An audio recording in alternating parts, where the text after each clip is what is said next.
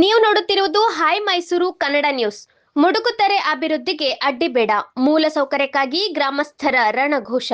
ತಲಕಾಡು ಹೋಬಳಿಯ ಮುಡುಕುತೊರೆ ಬ್ರಹ್ಮಾರಂಭ ಸಮೇತ ಶ್ರೀ ಮಲ್ಲಿಕಾರ್ಜುನ ಸ್ವಾಮಿ ದೇವಾಲಯದ ಆವರಣದಲ್ಲಿ ಬಸ್ ನಿಲ್ದಾಣ, ಆಸ್ಪತ್ರೆ ಹಾಗೂ ಸಾರ್ವಜನಿಕ ಶೌಚಾಲಯ ನಿರ್ಮಾಣಕ್ಕೆ ಗ್ರಾಮಸ್ಥರು ಹಾಗೂ ಮಹಿಳೆಯರು ಪಟ್ಟು ಹಿಡಿದಿದ್ದಾರೆ.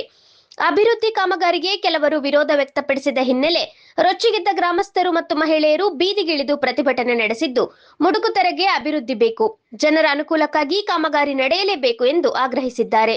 ತಲಕಾಡು ಹೋಬಳಿ ಉಪ ತಹಶೀಲ್ದಾರ್ ಇ ಕುಮಾರ್ ಅವರಿಗೆ ಮನವಿ ಪತ್ರ ಸಲ್ಲಿಸಿ ಕಾಮಗಾರಿಗೆ ತಡೆಯೊಡ್ಡುವ ಪ್ರಯತ್ನವನ್ನ ವಿರೋಧಿಸಿದರು. ಈ ವೇಳೆ ಮಾತನಾಡಿದ ಶೆಟ್ಟಿಹಳ್ಳಿ ಗ್ರಾಮ ಪಂಚಾಯಿತಿ ಮಾಜಿ ಅಧ್ಯಕ್ಷ ನಾಗರಾಜು, ಮುಡುಕುತೊರೆ ಕೇವಲ ಗ್ರಾಮವಲ್ಲ, ಇದು ಐತಿಹಾಸಿಕ, ಪ್ರವಾಸಿ ಹಾಗೂ ಧಾರ್ಮಿಕ ಕ್ಷೇತ್ರ.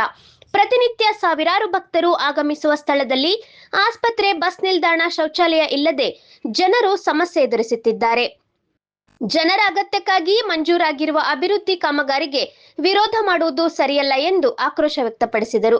ಮಾಜಿ ಸಚಿವ ಎಚ್.ಸಿ. ಮಹದೇವಪ್ಪ ಹಾಗೂ ಸಂಸದ ಸುನಿಲ್ ಬೋಸ್ ಅವರ ಗಮನಕ್ಕೆ ತಂದು ಜಾತ್ರಾ ಮಹೋತ್ಸವದ ಪೂರ್ವಭಾವಿ ಸಭೆಯಲ್ಲಿ ಮುಡುಕುತೊರೆಗೆ ಅಗತ್ಯವಿರುವ ಸೌಲಭ್ಯಗಳ ಬಗ್ಗೆ ಚರ್ಚಿಸಿ ಜಾಗ ಗುರುತಿಸಿ ಜಿಲ್ಲಾಧಿಕಾರಿಗಳಿಂದ ಅನುಮತಿ ಪಡೆದು ಕಾಮಗಾರಿಗೆ ಅನುದಾನ ನೀಡಲಾಗಿದೆ ಎಂದು ತಿಳಿಸಿದರು.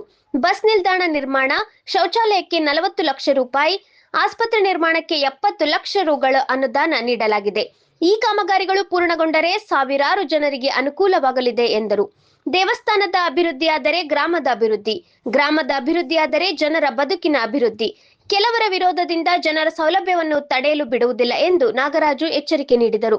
ಮುಡುಕುತೊರೆ ದೇವಸ್ಥಾನದ ರಸ್ತೆ ಅಭಿವೃದ್ಧಿ, ಡಿಪ್ಲೊಮಾ ಕಾಲೇಜ್ ಕಟ್ಟಡ, ಕುಡಿಯುವ ನೀರಿನ ಸಮಸ್ಯೆ ಪರಿಹಾರ ಸೇರಿದಂತೆ ಹಲವು ಅಭಿವೃದ್ಧಿ ಕಾರ್ಯಗಳು ನಡೆದಿದ್ದು, ಇಂತಹ ಜನಪರ ಕೆಲಸಗಳಿಗೆ ಎಲ್ಲರೂ ಕೈಜೋಡಿಸಬೇಕು ಎಂದು ಮನವಿ ಮಾಡಿದರು.